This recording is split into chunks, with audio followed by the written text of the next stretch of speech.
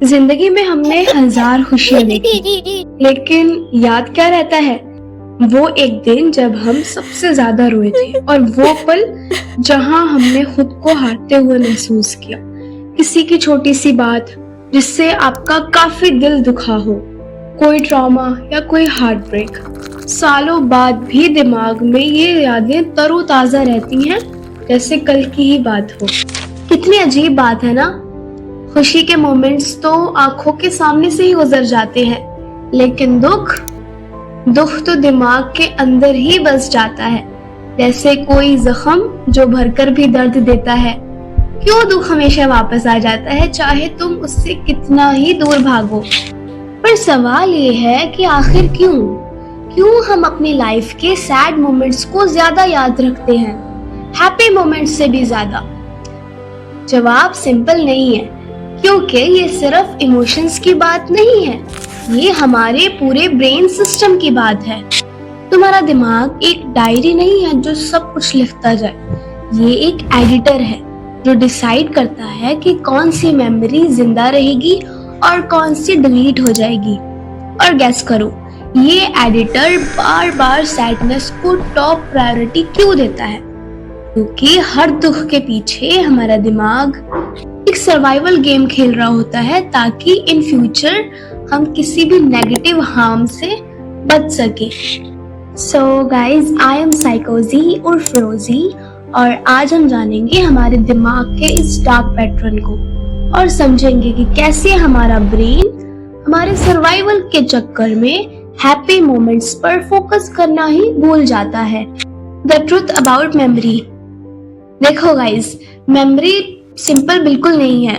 ये एक कैमरा नहीं है जो सब कुछ रिकॉर्ड करे, ये एक एडिटर है, और ये एडिटर इमोशंस के बेसिस पे डिसाइड करता है कि किस मेमोरी को याद रखना है और किसे डिलीट कर देना है।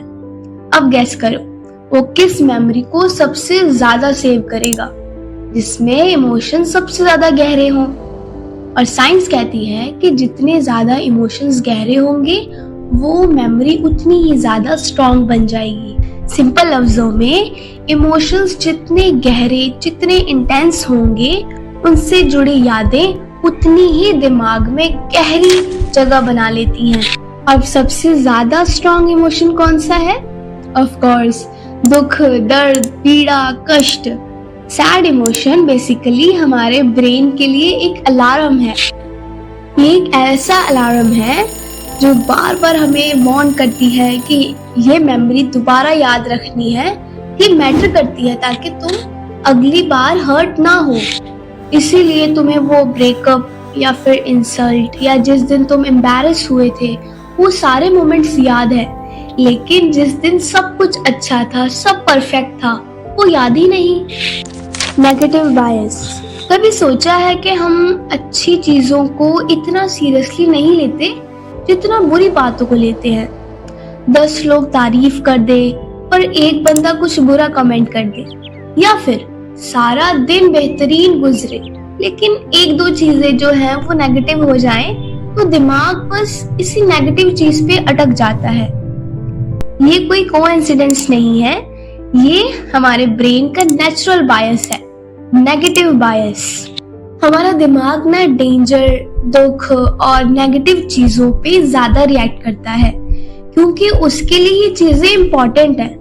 वो कहता है कि ये चीजें आगे याद रखनी है, ताकि तुम अगली बार हर्ट ना हो, तुम्हें अगली बार कोई नुकसान ना हो। इसीलिए हम किसी की एक छोटे से क्रिटिसिज्म या फिर कोई नेगेटिव कमेंट, कोई रूड बात को इतने दिनों तक सोचते रहते हैं, लेकिन उसी इंसान के 10 अच्छे वर्ड्स या कोई तारीफ हमारे लिए वो एक दिन में ही सब भूल जाते हैं। ब्रेन का सिस्टम ही कुछ ऐसा है, वो खुशी को सॉफ्ट म्यूजिक समझता है और दुख को वार्निंग का अलार्म, और नेचुरली अलार्म ज्यादा लाउड होता है। पर प्रॉब्लम तब शुरू होती है जब ये पैटर्न एक हैबिट बन जाए, जब हम हर सिचुएशन में सिर्फ नेगेटिव चीजों को ढूंढने लगते हैं। हमारे साथ कोई भी एक्सपीरियंस हो, अच्छा या फिर बुरा, हम सिर्फ बुराई और कमियों को ही हाईलाइट करते हैं और धीरे धीरे हम वो चीज देखना भूल जाते हैं जो सही थी, सुंदर थी, जो दिल को सुकून देने वाली थी। इसका मतलब ये है कि नेगेटिव बायस हमारे दिमाग का एक ऐसा नजरिया है, एक ऐसा लेंस है जो असल चीजों को वैसा नहीं दिखाता जैसे वो एक्चुअल में है, बल्कि उसे थोड़ा तोड़ मड़ोड़ के सिर्फ उसका नेगेटिव पार्ट हाईलाइट करता है। ये बायस हमें सेफ तो रखता है ताकि हम अगले नेगेटिव अटैक से बच सके और हर्ट ना हो, लेकिन इस प्रोसेस में हमारा सुकून और चैन सब खो जाता है, क्योंकि हमें कभी ये चीज रिलैक्स ही नहीं होने देती। Survival game of mind. कभी किसी ने आपको सबके सामने इंसल्ट किया है? वो 1 सेकंड का सीन होता है, लेकिन अंदर से सब कुछ टूट जाता है। दिल तेज धड़कने लगता है, हाथ ठंडे पड़ जाते हैं और दिमाग उस मोमेंट को कैप्चर कर लेता है। उस वक्त तुम्हें बुरा लगता है, गुस्सा आता है, चुभन सी महसूस होती है, कॉन्फिडेंस शटर हो जाता है। वो सीन बार बार आपके दिमाग में फ्लैश होता रहता है, क्योंकि दिमाग कहता है कि ये मोमेंट पेनफुल था, इससे सीख लेना जरूरी है। और वहीं से शुरू होता है हमारे दिमाग का सर्वाइवल गेम। उस दुख के बाद या उस एक्सपीरियंस के बाद आप बदलना शुरू करते हैं। अगली बार जब वैसी सिचुएशन आपके सामने आती है, आपका ब्रेन पहले से अलर्ट हो जाता है, क्योंकि सेम चीज पहले हो चुकी है। आपका दिमाग कहता है कि लास्ट टाइम तुम गिरे थे, लेकिन अब खड़े होके दिखाना है। फिर तुम्हारे दिमाग का डिफेंस सिस्टम एक्टिवेट हो जाता है। तुम ओवरथिंक करने लगते हो, हर चीज में डेंजर देखने लगते हो। दूसरों की तरफ से आने वाले नेगेटिव इमोशनल अटैक से बचने के लिए आप पहले से अलर्ट होना शुरू कर देते हो। तुम लोगों से थोड़ा पीछे हट जाते हो ताकि कोई दोबारा हर्ट ना करे। तुम अंदर से टूटने के बावजूद भी बाहर से स्ट्रांग दिखने की कोशिश करते हो, ताकि तुम्हारे इमोशंस का लोग गलत फायदा ना उठाएं। तुम हर चीज पर नजर रखने लगते हो ताकि वो गलती दोबारा ना हो, और कभी कभी बस तुम इमोशंस को महसूस करना ही छोड़ देते हो ताकि तुम्हें हर्ट ना फील हो। ये सब तुम्हारा दिमाग तुम्हें बचाने के लिए करता है, और जब दोबारा तुम्हें कोई इंसल्ट करने की कोशिश करता है तो तुम पहले की तरह बस चुप नहीं खड़े रहते, कॉन्फिडेंटली सिचुएशन को हैंडल करते हो और बराबर से जवाब देना सीख जाते हो। और इसी तरह तुम्हारा ब्रेन ट्रेंड होता है नेगेटिव सिचुएशंस को हैंडल करने के लिए, फेस करने के लिए, और इसे ही हम कहते हैं साइकोलॉजिकल सर्वाइवल। पेन तुम्हें तोड़ता नहीं है, तुम्हें अंदर से ट्रेन करता है नेगेटिव चीजों को फेस करने के लिए। How pain becomes a pattern. दर्द ना आपकी जिंदगी में कभी अकेले नहीं आता, वो अपने साथ एक सोच, नजरिया और एक पैटर्न लेकर आता है। एक बार अगर तुम किसी सिचुएशन में टूट जाते हो, हर्ट हो जाते हो, तो दिमाग तुरंत एक रूल बना लेता है, दोबारा ऐसे मत होने देना। और यहीं से शुरू होता है ये नेगेटिव पैटर्न। अगली बार जब वैसा सेम मोमेंट आपके सामने आता है तो आपका ब्रेन पहले से ही अलर्ट मोड में चला जाता है। आप खुद को प्रोटेक्ट करते हो, आपके पास पहले से ही एक रिएक्शन रेडी रहता है। कभी ट्रस्ट करना मुश्किल लगता है, कभी किसी की स्माइल पे ही डाउट होने लगता है, और कभी नॉर्मल सिचुएशंस भी डेंजर लगने लगते हैं। हर नए एक्सपीरियंस को दिमाग उसी पुराने दर्द वाले एक्सपीरियंस से कंपेयर करता है, और धीरे धीरे तुम सोचने लगते हो कि दुनिया वैसी ही है, डेंजरस, अनप्रेडिक्टेबल, अनफेयर, और आप दुनिया को लेकर अपने दिमाग में रॉन्ग जजमेंट्स क्रिएट कर लेते हो। पर सच तो ये है कि दुनिया नहीं बदली, आपके सोचने का तरीका ही बदल चुका है, सिर्फ उस एक पेनफुल मोमेंट की वजह से। आपका ब्रेन अब आपको प्रोटेक्ट करते करते एक नेगेटिव पैटर्न बना चुका है। वो पेनफुल मोमेंट बस एक याद नहीं, अब वो तुम्हारा रिएक्शन बन गया है, तुम्हारा बिहेवियर, पर्सनालिटी, तुम्हारा पूरा सिस्टम बन चुका है। अब दोस्तों, हमें ये तो मालूम हो गया ना कि ये पैटर्न क्यों क्रिएट हुआ और हमारा ऐसा बिहेवियर क्यों बन गया है कि हम हर चीज में सिर्फ नेगेटिव चीजों को ही हाईलाइट करते हैं और बस रिजर्व रहना सीख गए हैं। और दुनिया को लेकर हमारा ये नेगेटिव नजरिया धीरे धीरे हमारे अंदर का सुकून छीनता जा रहा है और ये हमारे बिहेवियर, हमारी पर्सनैलिटी के लिए बहुत डेंजरस है। तो गाइस, हमने कॉजेस तो फाइंड कर लिए कि ऐसा क्यों हो रहा है। अब हम इसके क्योर और प्रिवेंशन की तरफ बढ़ते हैं ताकि हम इस डार्क पैटर्न को ब्रेक कर पाए और नेगेटिव थिंकिंग के बजाय बैलेंस्ड थिंकिंग रखें। Number 1, name the negative.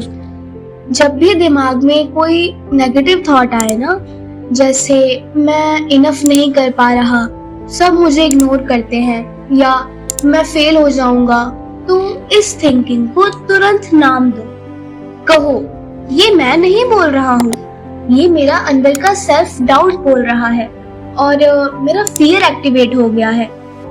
इस तरह जब आप अपने थॉट को लेबल करते हो, नाम देते हो, तो आप उसे अपनी एक्चुअल आइडेंटिटी से अलग करते हो, अपने एक्चुअल थिंकिंग पैटर्न से उसे साइड फेंक देते हो। तुम समझ जाते हो कि ये मैं नहीं बोल रहा हूँ, ये मेरा ब्रेन का ओल्ड पैटर्न है जो ये सब चीजें सोच रहा है। और यही अवेयरनेस आपका कंट्रोल आपके हाथों में वापस दे देती है, क्योंकि जब तक थॉट्स रैंडम होंगे, नेमलेस होंगे, जिन्हें आप लेबल ही नहीं कर पा रहे हो, तब तक वो आपको कंट्रोल करेंगे। लेकिन जैसे ही आप उस थॉट को आइडेंटिफाई करोगे, लेबल करोगे, तो कंट्रोल शिफ्ट हो जाता है और आपके हाथ में आ जाता है। Number 2, flip the perspective. हर चीज को ना हम एक पर्सपेक्टिव, एक नजरिए के अकॉर्डिंग लेकर चलते हैं। हमारा दिमाग डिसाइड करता है कि क्या फोकस में रहेगा और क्या नहीं। अगर आप सिर्फ नेगेटिव चीजों पे फोकस करते हो, तो आपका चीजों को देखने का नजरिया और पर्सपेक्टिव भी नेगेटिव बन जाएगा। फॉर एग्जाम्पल, सपोज कि आपको किसी ने इग्नोर किया, तो 2 ही कंडीशंस हो सकती हैं। फर्स्ट, या तो आप ये सोचोगे कि मुझे इम्पोर्टेंस नहीं दी गई या मेरी वैल्यू ही नहीं है कि कोई मुझे अटेंशन दे, या फिर आप ये सोचोगे कि शायद उनका मूड खराब था और मुझे सीख मिली है कि मुझे अपनी इम्पोर्टेंस और अपनी वैल्यू को किसी और के ऊपर डिपेंड नहीं करना। बस देखने का एंगल फ्लिप करो और दिमाग का फोकस पेन से लेसन और पीस की तरफ शिफ्ट हो जाएगा। Number 3, write the positive things in your diary. At the end of your day, आप अपनी डायरी में ये 3 लाइनें जरूर लिखो। आज क्या अच्छा हुआ, किसी ने स्माइल दी, या फिर किसी ने आपकी मदद की, आपने किसी की मदद की, फिर आपका मूड थोड़ा बेटर था, कुछ भी। शुरू में थोड़ा फेक लगेगा, लेकिन 10 दिन बाद आपका ब्रेन खुद से पॉजिटिव मोमेंट्स को नोटिस करना शुरू कर देता है। क्योंकि लिखना ना दोस्तों दिमाग के लिए एक सिग्नल की तरह होता है। लिखी हुई मेमोरी सेव होती है और रिपीट करने लायक होती है। आपका दिमाग वही स्टोर करता है जिससे बार बार हाईलाइट मिलता है। जब आप उस चीज को बार बार पढ़ते हो, जो पॉजिटिव चीजें आपने अपनी डायरी में लिखी है, तो दिमाग उसे as a memory, strong memory save कर लेता है और वो दिमाग की इम्पोर्टेंट कैटेगरी में शिफ्ट हो जाता है। Number 4, challenge the thought. जब भी आपके दिमाग में कोई नेगेटिव थॉट आए ना, तो उसे एकदम से सच मत मानो, उसे क्वेश्चन करो। क्या ये फैक्ट है या फिर सिर्फ फीलिंग? क्या सब लोग ऐसा सोच रहे हैं या फिर मैं ही एग्जैजरेट कर रहा हूँ और अपनी नेगेटिव थॉट्स को बढ़ावा दे रहा हूँ?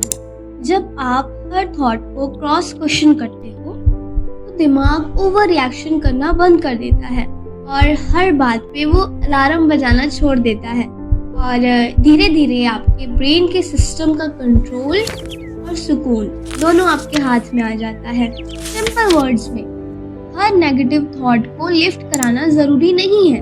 Number 5, repeat but consciously. हमारा दिमाग नेगेटिव चीजों को बार बार रिपीट कर रहा है, तो अब सोल्यूशन क्या है? दिमाग में थॉट्स जो रिपीट हो रहे हैं, हम उसे रोक नहीं सकते, लेकिन क्या रिपीट करना है हम उसे बदल सकते हैं। ये एक टेक्निक है जिसे हम कहते हैं कॉन्शियस रेपिटेशन।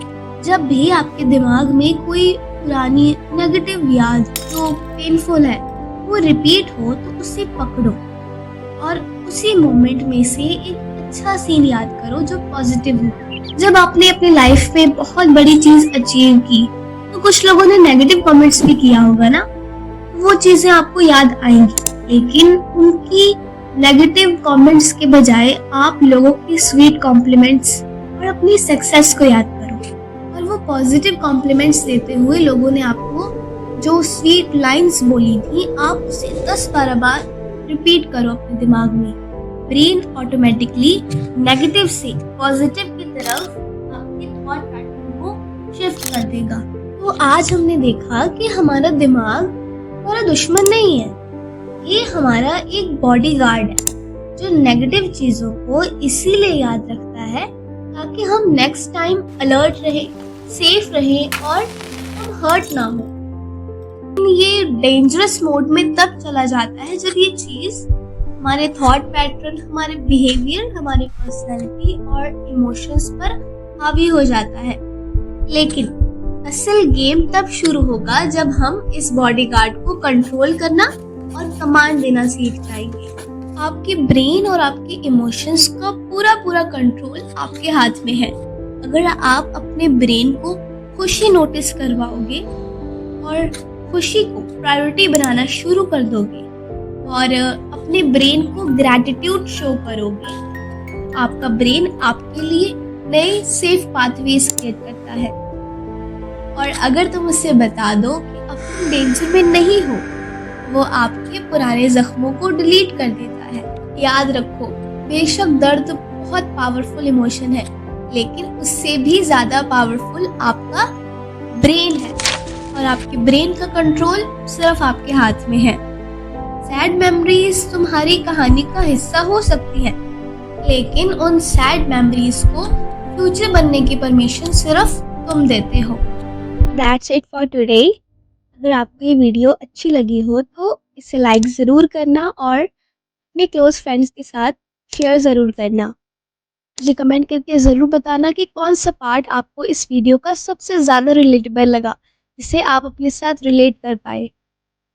मिलते हैं नेक्स्ट वीडियो में, तब तक के लिए अपने इमोशंस और माइंड को हील करना मत भूल। अल्लाह हाफिज।